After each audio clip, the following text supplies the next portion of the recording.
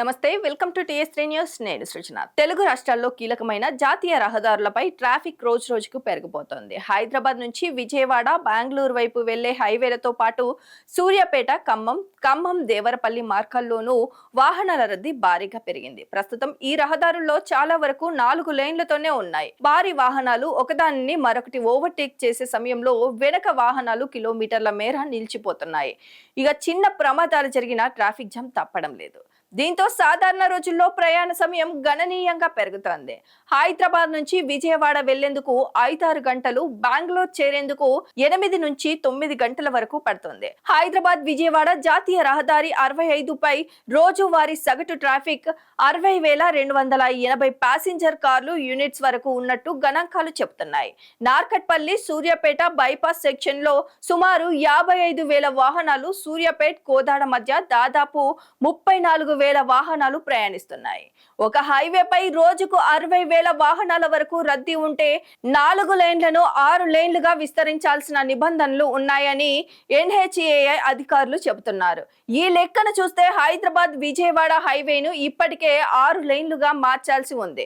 ఈ నేపథ్యంలో సర్వీస్ రోడ్లతో కలిపి హైవేను 6 లేన్లుగా విస్తరించేందుకు ఎన్హెచ్ఏఐ ప్రణాళికలు సిద్ధం చేస్తోంది. అయితే పనులు పూర్తయ్యే సమయానికి ట్రాఫిక్ మరింత పెరిగి 8 లేన్ల అవసరం ఏర్పడే అవకాశం ఉందని నిపుణులు చెబుతున్నారు. హైదరాబాద్ బెంగళూరు జాతీయ రహదారి 44 పరిస్థితి కూడా ఇలానే ఉంది.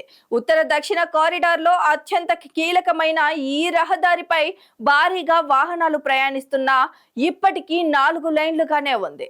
హైదరాబాద్ నుంచి బెంగళూరు మార్గంలో రాయికల్ టోల్ గేట్ వద్ద రోజుకు 58 నుంచి 60,000 వాహనాలు, కొత్తపేట సమీపంలో టోల్ గేట్ వద్ద సుమారు 50,000 వాహనాలు ప్రయాణిస్తున్నట్టు గణాంకాలు వెల్లడిస్తున్నాయి.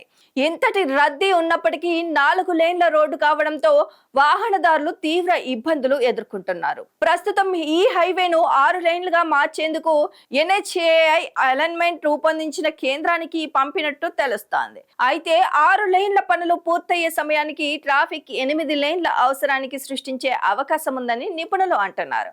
అందుకే ఇప్పుడు 8 లేన్లుగా నిర్మిస్తే భవిష్యత్తులో సమస్యలు తగ్గుతాయని సూచిస్తున్నారు. తెలంగాణ, ఆంధ్రప్రదేశ్ మధ్య హై స్పీడ్ కనెక్టివిటీ కోసం చేపట్టిన సూర్యాపేట, ఖమ్మం, దేవరపల్లి హైవేలు కూడా 4 లేన్లతోనే ఉన్నాయి. హైదరాబాద్ విజయవాడ వాహనాలతో పాటు రాజమండ్రి, ఏలూరు వైపు వెళ్లే వాహనాలు కూడా ఈ మార్గాలను ఉపయోగిస్తున్నాయి. దీంతో రద్దీ మరింత పెరిగింది. భవిష్యత్ అవసరాలను అంచనా వేయకుండా కేవలం ప్రస్తుత ట్రాఫిక్ ఆధారంగా రహదారులను నిర్మిస్తే కొన్నాళ్లకే మళ్లీ విస్తరణ అవసరం వస్తుందని నిపుణులు హెచ్చరిస్తున్నారు. ప్రస్తుతం ఉన్న ట్రాఫిక్ ను మాత్రమే కాకుండా రాబోయే 20 నుంచి 30 ఏళ్లలో వాహనాల సంఖ్య ఎలా పెరుగుతుందనే దానిపై శాస్త్రీయంగా అంచనాలు రూపొందించాలని సూచిస్తున్నారు. నిపుణుడు డాక్టర్ దొంతి నరసింహారెడ్డి అభిప్రాయం ప్రకారం రహదారి ప్రాజెక్టులకు విడివిడిగా కాకుండా భవిష్యత్ రవాణా అవసరాలను దృష్టిలో పెట్టుకొని సమగ్రంగా అధ్యయనం చేయాలి. రోడ్డు నిర్మాణం పూర్తయ్యే లోపు ట్రాఫిక్ పెరిగితే మళ్లీ విస్తరణ కోసం కొత్తగా భూసేకరణ, నిర్మాణం పనులు చేపట్టాల్సి వస్తోంది. దీనివల్ల ప్రభుత్వానికి అదనపు ఖర్చుతో పాటు వాహనదారులకు కూడా ఇబ్బందులు తప్పవు. అందుకే హైదరాబాద్ విజయవాడ, హైదరాబాద్ బెంగళూరు సహా కీలక జాతీయ రహదారులను భవిష్యత్ అవసరాలను దృష్టిలో ఉంచుకొని ఇప్పుడే 8 లైన్లుగా అభివృద్ధి చేయాలని డిమాండ్ బలపడుతోంది.